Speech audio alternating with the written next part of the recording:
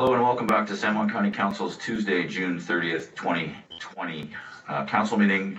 Just as a little bit of a housekeeping, I wanted the audience to know, as well as council, that our IT department has been working on a YouTube channel that will broadcast live the Skype version of our meeting in addition to the AV capture. So it is on live today, and as of next week, we'll have a link on our agendas and on the website so people can follow if there's an issue with AV capture or if they prefer to use the YouTube channel. So thank you very, very much to Tony and the IT department for getting this set up. And I think there's a couple, we were testing it over the last couple meetings. So thank you very much for that. Our next discussion item is a letter of intent to administer the criminal justice treatment account funding with Barbara LaBrash, Human Service Manager, and Richard Uri, Behavioral Health Specialist. Barbara, are you? I am. Thank you, Mr. Chair. Good morning, Council. Can you hear me all right? Yes, perfect. Okay, great. So thank you. First off, I would like to introduce to you. It's my understanding that that been before council yet, which we apologize for. It just he onboarded him right at the end of March with in full COVID-19 swing, and his first day of work he was telecommuting. So Richard's been doing an amazing job. He's been serving in the incident command system as a liaison officer for behavioral health, and has just really been really stepping up and learning quick learning curve here on all the ins and outs of behavioral health. So we really appreciate him being on board. He's a chemical dependency professional, and he came to us by way of Compass Health. So Richard's going to present the staff report today. I believe Judge Loring is also on the call as criminal justice treatment funds. We're asking to bring them back in-house. They were managed through the county up until April of 2016, when when services were transferred to the North Sound Mental Health Administration, and they're no longer really have capacity to do that for us anymore, and have asked us to take it back. It is allowable in statute, or it is the county administrative authority really is supposed to be driving how those funds are managed, and so we're asking for a letter of intent to bring those back in house. Judge Loring, do you have anything you want to add before I turn it over to Richard? No, I'm just here if there are any questions, and I appreciate the presentation. Thanks, Barbara. Okay, thank you. Okay, Richard, you want to take it away? Thanks for having me this morning. It's nice to be here, and it's a pleasure to meet the council. Pretty much what Barbara indicated there, we have this funding source for criminal justice treatment. It pays for a portion of the drug courts, which have been very successful so far in our county, and it also pays for treatment for defendants who have drug issues and maybe don't have Medicaid or insurance. It can get them into treatment right away with that CGTA funding. So it's a really important part of the criminal justice system and the treatment system here. And as Barbara mentioned, we had administrated it in the past, and now they're asking us to take that on again. So the next step in that is getting a letter of intent from the council. So are there any questions about this? Mr. Stevens? Yeah, I have a question. I don't understand the budgets. There's three different budgets, and I understand that one's for 20 and one's for 21. But that number doesn't necessarily match up with the 2020 through 21. And I'm wondering about this $36,000 variance. What do we do with that? So the $36,000 that's in additional funding for 2021, I believe, is earmarked for expansion of drug courts. If I'm misunderstanding that, Judge Loring can let me know. But the contract period straddles 2020 and 2021.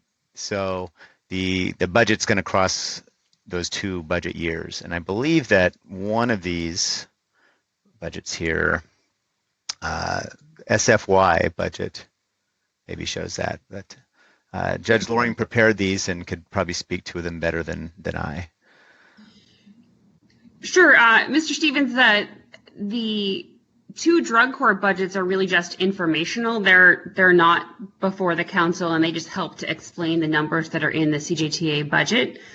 The CJTA budget, because it's a different fiscal year for the state than the county's fiscal year, it is complicated for us as well as for anyone, trying to digest the information. So I certainly acknowledge that.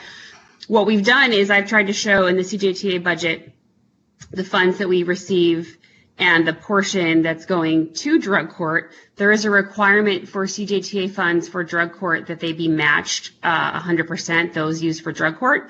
So that CJTA budget shows the local match for drug court, which is coming from the mental health tax funds that we use for drug court. So really, your question about that 36,000, those are additional funds that the state allocated to San Juan County specifically for this fiscal year. We didn't know they were coming. We didn't have the advance notice. It's great that we have them, but we're still trying to make sure we understand how they can be used. Right now, our understanding is that they can only be used for expansion of drug court. And so we're trying to do that effectively, even though we didn't have plans to really expand our program at the moment.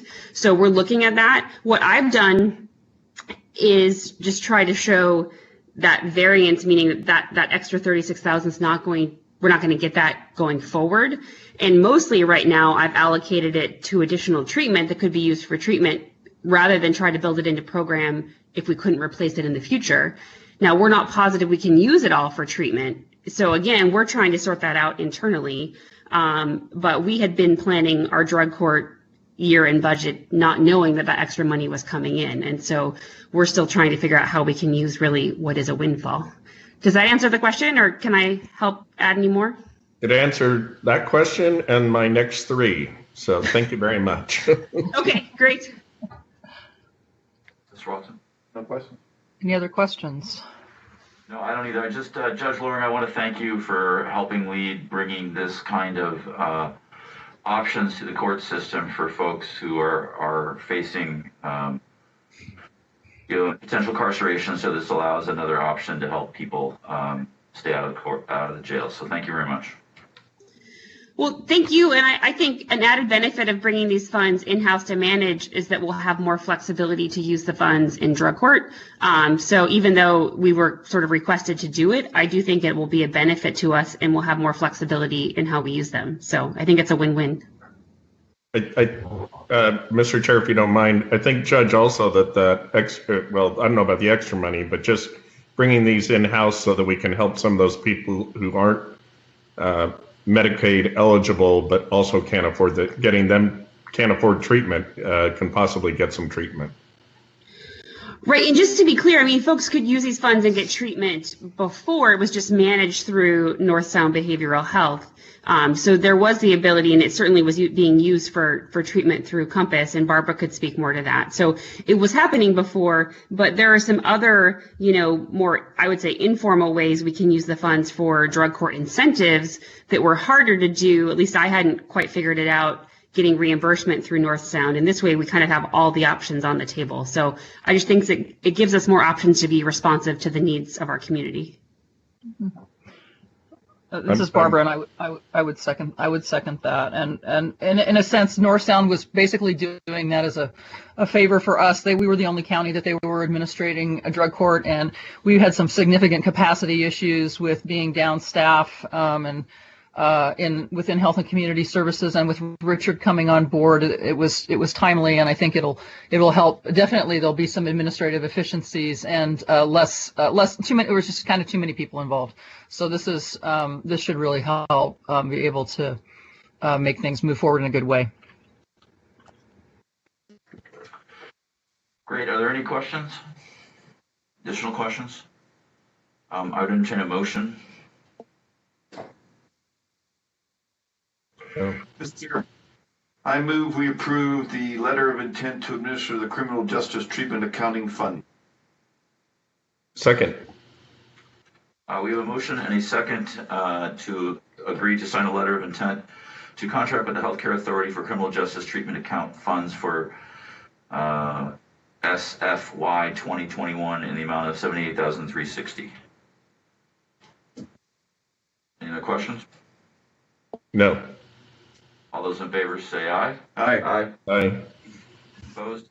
Motion carries 3-0. Thank you very much, Judge and Barbara and Richard, and welcome. Thank you. Thank you very much. Thank you very much for your time. We appreciate it. Thank you, Judge. Anything else you want to say, or are you good? I'm good. Thanks so much. All right, thanks. Thank you. Thank you all very much. So I just want to make sure that if you have anything, you can bring it up at this point. Thank you. Barbara, anything else from your group? No, we're good. We're good. Thank you so much. All right, great. Thank you. Moving on to our next discussion item is a briefing on the Comprehensive Plan 136 update, capital facilities, section B7 and appendix 7 with Sophie Casson, Planner 1. Sophie? Hello, yeah, I am here. Let me just get the presentation up.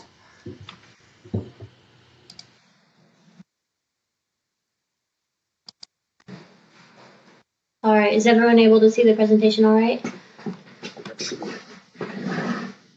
Yes. Yes? All right, excellent.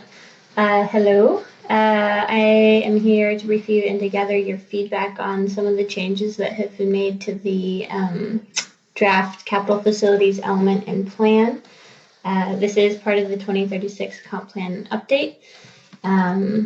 First, we'll do just a little refresher on what the documents are, and then I'll give you an overview of what changes have been made. Yeah, if it's all right with you, I'd like to do feedback and questions at the end. And I'll be looking for comments on the setup of the new element, the goals and policies in the element, and then also on how we're responding to the substandard level of service findings in the capital facilities plan. So first we have the draft element. This is the first draft of the element that we have done. So this is the first time that you're seeing it. And then we have the fourth draft of the capital facilities plan. And our last touch on that together was in January of this year. The element contains an introduction to capital facilities, explaining category A facilities and B facilities, and then the concept of concurrency. And then it also goes into the relationships with other elements in the plan. And then we have the goals and policies section of the element. The goals and policies in the capital facilities element establish the level of service standards, and then they also guide the county action on how we manage our facilities, the ones that are under our jurisdiction, and how we want to work alongside other service providers. Then we have Appendix 7, which is the capital facilities plan. It was previously called the Capital Facilities Inventory. However, we thought it would be appropriate to change the name because it not only contains the inventory of capital facilities, but also those level of service assessments that are based on the current and projected population. It includes the forecast of future needs, the level of service formulas for reference, and it includes the capital improvement plans. So an overview of the changes that we've been making. Let's see. So for the element, we are proposing a repeal and replacement. We've transferred all of the level of service formulas and tables over to the capital facilities plan. It seemed like the formulas would be a bit more appropriate in a technical appendix. And then we made just general changes to make the document a little bit cleaner and easy to use, and also consistent with the formatting of our other planning documents. We updated out-of-date information. Like, for example, the county no longer owns and operates solid waste facilities, and so we had to change some of the wording around that. And then we added a goal and some policies about environmental and financial sustainability for infrastructure and fleet equipment, kind of in the face of climate change. Major changes to the capital facilities plan. or Appendix 7 are that we added those level of service formulas and tables over from the 2009 element, and you can see those in attachment 2 of the plan. We added a capacity excess and deficit calculation for all of the level of service assessments. We use the adopted level of service to show if we meet the standards now, and then if we think we'll meet them in 2036, and kind of how much wiggle room we'll have with those. We identified facilities with substandard LOS, and then we followed up with the folks that oversee those facilities. We updated the Orcas Community Sewer Systems map to show large on-site sewage systems. We had been doing LOS for those, but we weren't showing them on the map, so we made that change. And then we added attachment 3 to the capital facilities plan. That attachment includes all of the capital improvement plans that are required to be in there by the Growth Management Act, and that includes the 2020 to 2025 6-year county capital improvement plan, as well as the clean water 6-year CIP. We've got the parks, trails, and natural areas plan, and then also the Public Works 2017 operations master plan. However, we might be removing that last one. Probably will be removing it per Public Works request because it hasn't been adopted, and we're not sure it was intended to be part of the comp plan. If you're wondering about where the transportation CIP is, it's not in this element. It'll be found in the transportation element, which is element 6. So now into LOS. LOS, or level of service standards, are the standards that we set that help us to make sure that we don't outgrow our capacity to serve residents. And in this case, it ties in really closely with the land use element. Our standards are determined locally, which means that we've got the chance to change them during this update. And they are required by the GMA for our Category A capital facilities, which are the ones that have that concurrency requirement. For Category B facilities, we don't have a concurrency requirement, and the LOS is mainly calculated just as a benchmark to let us know how we're doing and how or where we might want to increase capacity soon. So just a quick example of how we make these calculations. This is solid waste for San Juan Islands. Solid waste is a Category A facility, so we are required to determine the LOS for it and for it to be available concurrently with development. We've established LOS F as adequate for available transfer facility capacity on all 3 islands, San Juan, Orcas, and Lopez. So in the capital facilities plan, you'll see this table above, the one that's shown mostly in white. And it shows what capacity equates to what level of service score. In the green box is LOS A, which equates to a high amount of available capacity. And then in that red box over to the right is LOS F, which is a low available facility capacity. And as I said before, LOS F is what we have adopted. The table below with the blue banner, table 3B, shows the estimated tons per day that the San Juan facility receives, as well as the estimated surplus capacity, the available capacity as a percent, and then the LOS that it achieves. And it's determined for both the existing population and for the projected population in 2036. So for 2017, we see 41% available capacity. I don't know if you can see my mouse, but that's there. And for 2036, we have calculated 30% available capacity.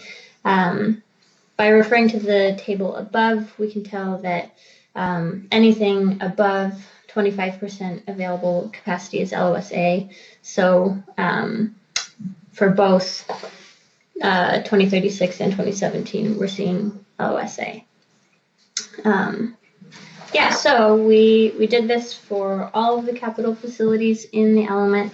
And these here on this slide are the ones that have or that are projected to have substandard level of service. Some of the facilities, water systems and sewage systems on Orcas and Lopez, currently do have substandard LOS. However, they're kind of in the clear for a few different reasons. For water systems, Eastern Water Users Association has already expanded their capacity, and they're just waiting for Department of Health approval. We get our numbers for these calculations from the Department of Health, so that's why it showed up as being substandard when we did our assessment. And then for West Beach Resort and the Lopez Opalco water system, they're both private systems and they don't have to support development, so it's not really an issue in terms of the concurrency requirement. And then similarly for sewage at Dobie Resort and West Beach Resort, as private businesses, they're not required to support development. But there were 4 other categories that did need a bit more attention. They are all Category B facilities, so the standards are a bit more flexible under GMA. This just lets us know what we might need to pay more attention to. So I'll go into those in a bit more detail. First up, we had Public Works. They have an adopted LOS-B for building square feet per capita. And we talked with Russ Harvey before he left, who was aware of Public Works facility needs. And they have plans in place with their Public Works Facilities Master Plan for the Beaverton Valley Operations Center, and then 2 other facilities that will help meet the needs that were found in the LOS calculations that we made.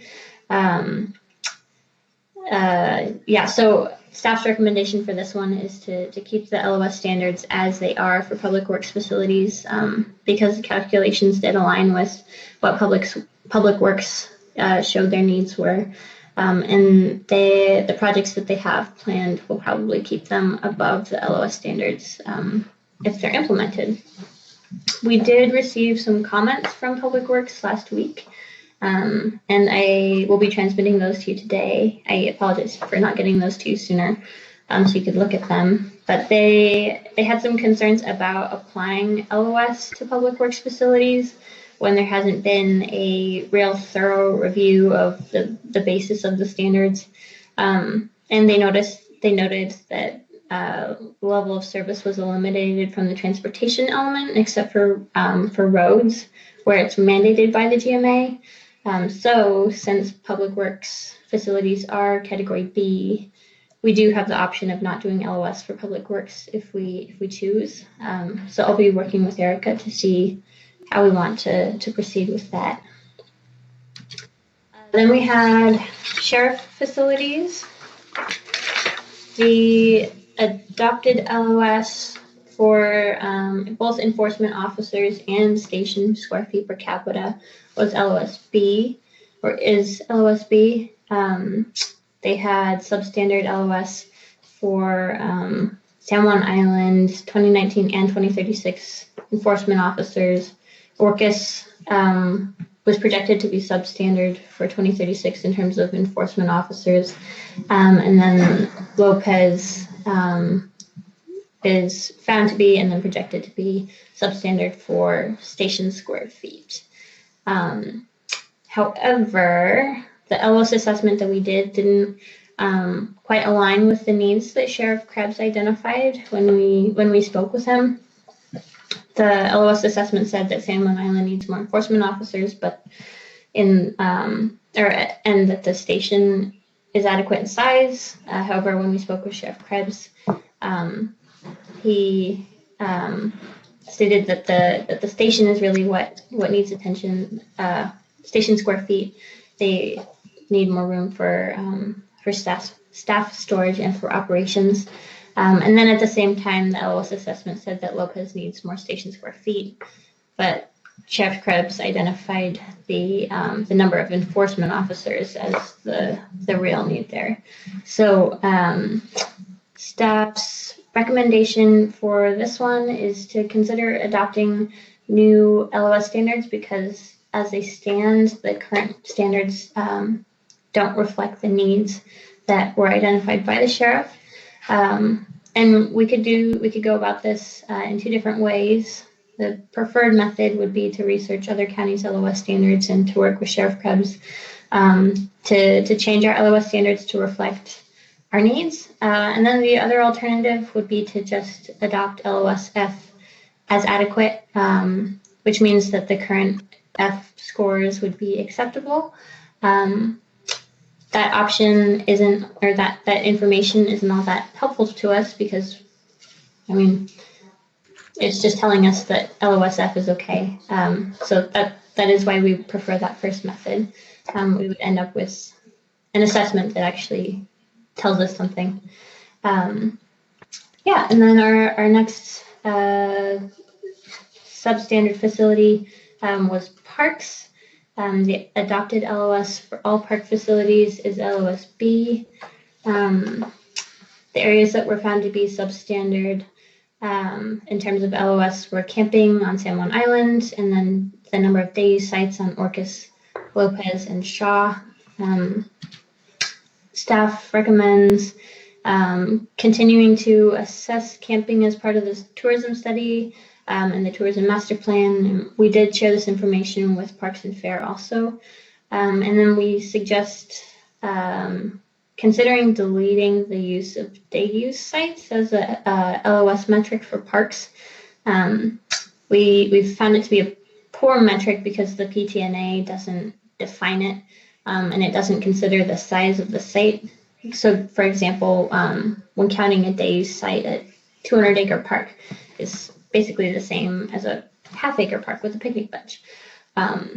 So that, yeah, it just doesn't quite make sense. And then it's also not required by the GMA, and the state and federal parks here seem to make the number of park facilities adequate for the population. Like with public works facilities, Public Works expressed some concern about the application of level of service standards to facilities in the PTNA because that analysis was removed from the transportation element. So if we removed it from the transportation element, why should we be doing it here as well? So I'll be working with Erica again to see what we want to do about their suggestion. And the final category was fire and EMS. We only do this assessment for islands with fire districts. The LOS assessment found that fire and EMS facilities on Brown, Pearl, and Shaw were substandard in terms of the LOS standards that we have set. Those standards are based on ratings from the Washington State Ratings Board.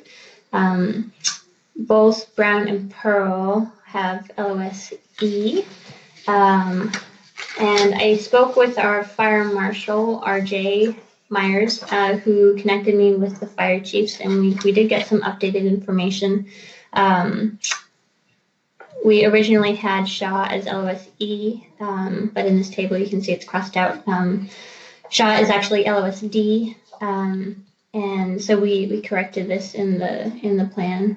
And then it turned out that Brown and Pearl are not actually fire stations. They're just equipment caches. And so we do suggest reclassifying Brown and Pearl Islands as equipment caches and setting new LOS standards for equipment caches. We just don't think that they should be assessed in the same way as a station because they don't offer the same types of services. We did receive some public comments. We heard from the fire chief of District 2, which is Orcas, and that's Scott Williams. He had comments on various parts of the District 2 inventory, especially on personnel and their fleet.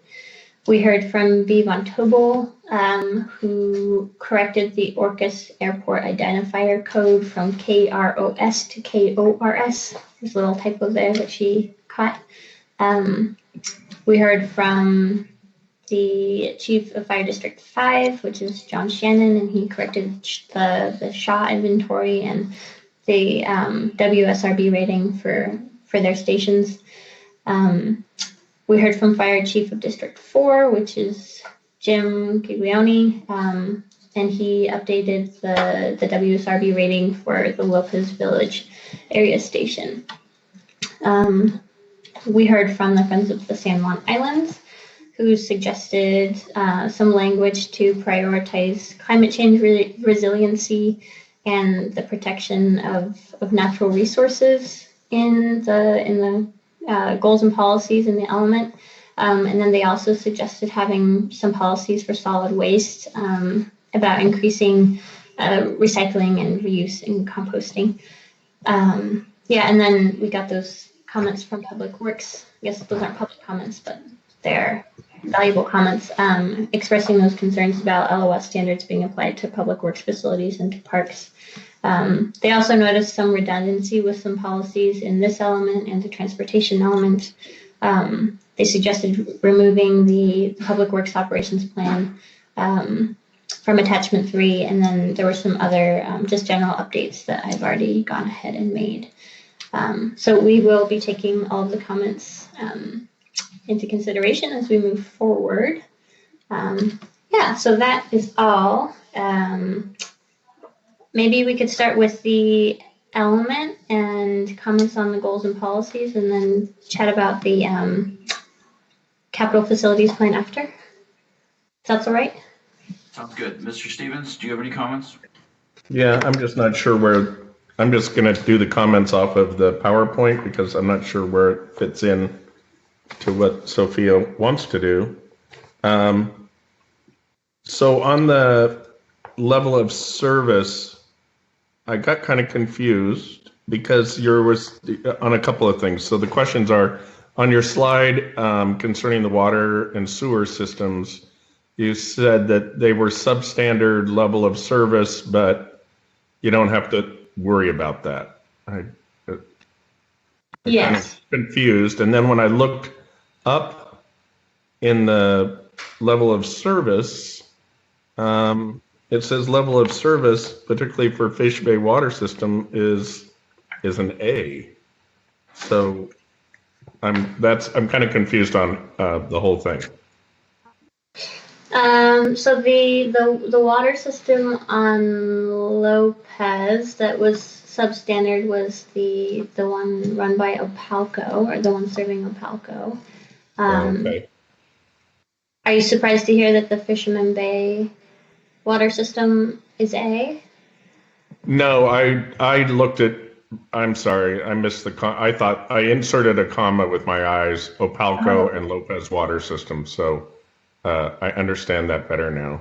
But you did you made a comment about something, these are private, and therefore we don't have to worry about it or something. Yeah, so the Category A LOS assessments are done like for the purpose of seeing, or how do I put this, for making sure that we're meeting that concurrency requirement. And Doe Bay and West Beach Resort, despite, or I guess those are sewage, but for water systems, West Beach and then the Opalco Lopez one, they don't need to make sure that the systems are able to provide a service concurrently with development and with population growth, unlike water systems like the East Sound Water Users Association. Does that make sense? Yeah, I thought you were lumping someone like East Sound in with them, and I know that East Sound, as well as some of the other Class A, definitely have to, they have to be able to serve their service area. Mm-hmm. Yeah, and the reason that East Sound was found to be substandard, but then is actually in the clear, is that we get our data for these assessments from the Department of Health database, and East Sound Water Users Association has recently expanded, but their new connections haven't been, from my understanding, haven't been approved yet by the Department of Health, and so the Department of Health hasn't added those new numbers to their system. And I had one last question, if that's okay. I was looking in the comments, kind of scanning them, and one that stood out was the Friends of San Juan's comment on, I believe had to do with barge landings, and the suggested wording said an environmental review before any additional barge landings are created. And wouldn't that be part of the process anyway? I am not very familiar with the barge landing creation process, but I can bring that up with Erica.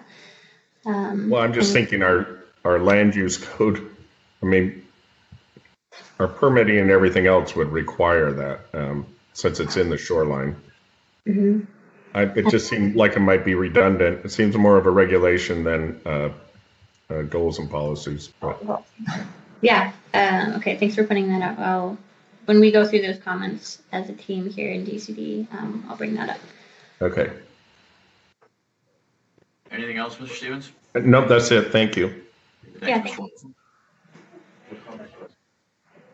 Sophia, I have one question, and it's on the slide regarding the transfer stations. The example. Yeah, the example. So I guess my only concern is, at some point we have a solid waste goal of zero waste. And, I guess somehow I'd like to, how does that fit into this element? Because obviously what your example is showing that we're going the other way, right? We're adding more capacity. And has that zero waste goal been included in this level of service consideration? I mean, I understand that getting to zero waste may be an incredibly difficult path, but at least, how do we hold a nominal annual growth?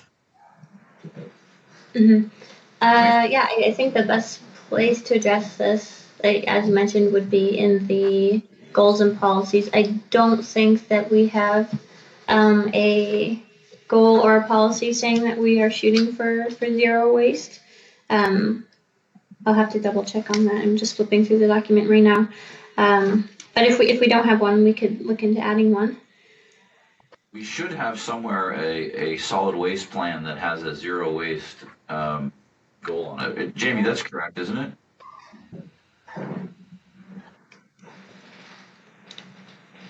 Yeah, if you could just look through, there has to be, I mean, it's my understanding when we went through and redid the solid waste plan that got us to the point of not working or not running and operating the individual plans, zero waste was the vision or the goal for all of our capacities over time. So if that could be included in this facility discussion, or at least reference, that would be great. And just one quick clarification, you said that the county no longer owns or operates the solid waste facilities. We still actually own 2 of the 3 of them. We just have them operated by someone else. So I just want to clarify that. I don't know if that's anywhere in the document, but. Okay. Yeah, I'll make sure that, I think there are some places where I may, or at least when I have been talking about it generally, I've been saying owned and operated, but I should just be saying operated, no longer operating. So the county owns Lopez and Orcas and has contracts with another government entity on Lopez and a nonprofit on Orcas, and the town of Friday Harbor owns the facility on San Juan, and there's a contract with the county and the town for a for-profit entity to run that facility. Okay. Great, thank you for catching that. Yeah, no problem. Is there any other questions, Mike? Do you have anything? Well, great. Sophie, thank you very much. Is there anything else that you have to present in front of us today? Nope, that's everything. All right. Well, thank you so much. This is really great work, and it's good to see us back moving forward on the comprehensive plan update. So I really appreciate the work and the other folks that you're working with on the comprehensive plan. So thank you very much. Yeah. All right. Our next discussion item, just for both Bill and Jamie. There currently are no vacant positions to be discussed at this point. We will continue to have it on the agenda if that happens in the future, but we'll just administratively mark it off at the beginning of the agenda meeting. So there's nothing on that point. Right now we are at council member and county manager update. Mr. Watson, do you have anything? I guess not at this time. So, thank you. All right, Mr. Stevens? I don't really have many updates this week. And particularly since we're going into a holiday weekend, although a weird holiday it will be, there's a lot of things that are normally would be going on have been canceled this week. All right, great. Thank you very much. Mr. Thomas, do you have anything?